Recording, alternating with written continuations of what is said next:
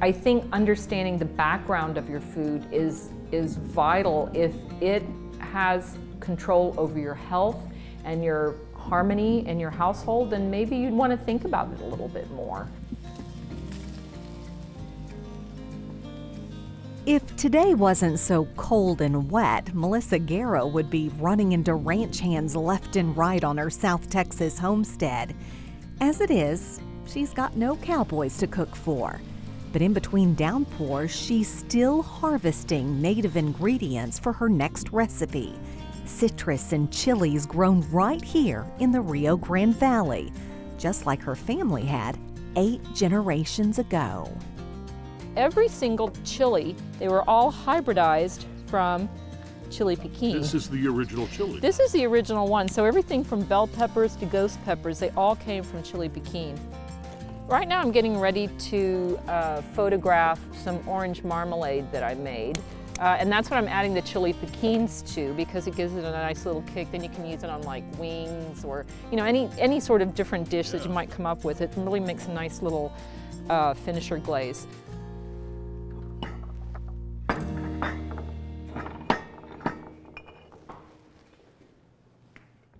When Melissa isn't cooking for her family or ranch workers or guests at the house, then she's crafting recipes for everyone on the internet. Okay, that looks pretty good. Today's spicy citrus marmalade is a new creation that will be featured on her website. And it's not enough to make it taste good. Really nice. We have to make it look good too.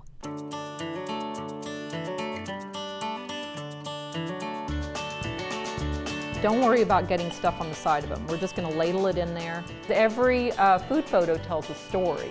So it's not just about the food, you're also projecting the idea of who's sitting around the table. We're just going to cap them off with wax paper for the shot. Okay. This is not reality. Her blog, melissaguerra.com, features recipes and stories from her experiences on the ranch. As a self-taught chef and vlogger, I'm making this up as I go along. Don't think that I've done this before. she's written cookbooks and appeared on TV shows as an expert in Latin cuisine. And it's all because she was simply curious about the food of her own area and what it says about the history, culture, and tradition of life on the border. How's it look? I think we got it. Yes. The Rio Grande Valley is where Spanish meets English. And I think that that's an incredible story to tell through food. And it's accessible to everybody because you get to eat it. And actually, our culinary history is actually older than Jamestown. Our culture at the river is the same whether you're on the south side of the river or the north side of the river. So we can grow the same crops, we can raise the same animals, and we have a lot of the same food preferences. I've got these. Hi, can we get a couple of forks? Absolutely not. They're not ready to eat just yet. First, we have to shoot them. Shoot them. And I mean, with a camera. Oh, we are on a ranch. I didn't know what you meant. All of us in the Lone Star State know a thing or two about Tex-Mex, but don't confuse your cheese enchiladas with Melissa's border cuisine. She's just as comfortable using the mesquite wood from your favorite barbecue joint as she is with rice, beans, or pecan pie.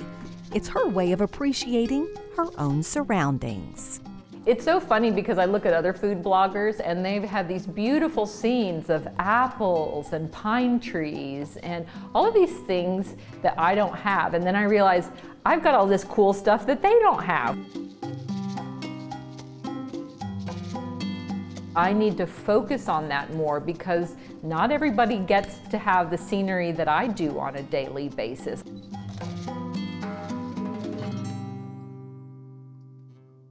I want to identify Native American influence. I want to identify African influence. I want to identify Italian, French, European, Asian, every type of culture that has contributed to American food culture, I'm in. I want to reveal it, expose it. I want people to know where stuff came from.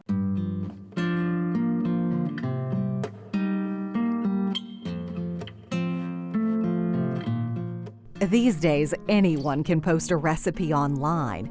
But how many of them can say their family has been in the same place cooking with the same ingredients since the 1700s?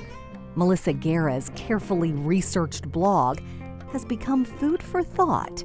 And by sharing her honest perspective, she hopes to bring everyone to the table. It always begins at the table. It always begins with food, and I want to be that person that gets to relate that story. I think people are really interested in the border right now. And as much as you think you would have a quick solution, I've got news for you. There's no quick solution. So that's why I like talking about food, because food always brings me to the table, and that's where the conversations get started. Then you can move into the culture, and then maybe you can move into the politics. So that's my contribution, that's my perspective.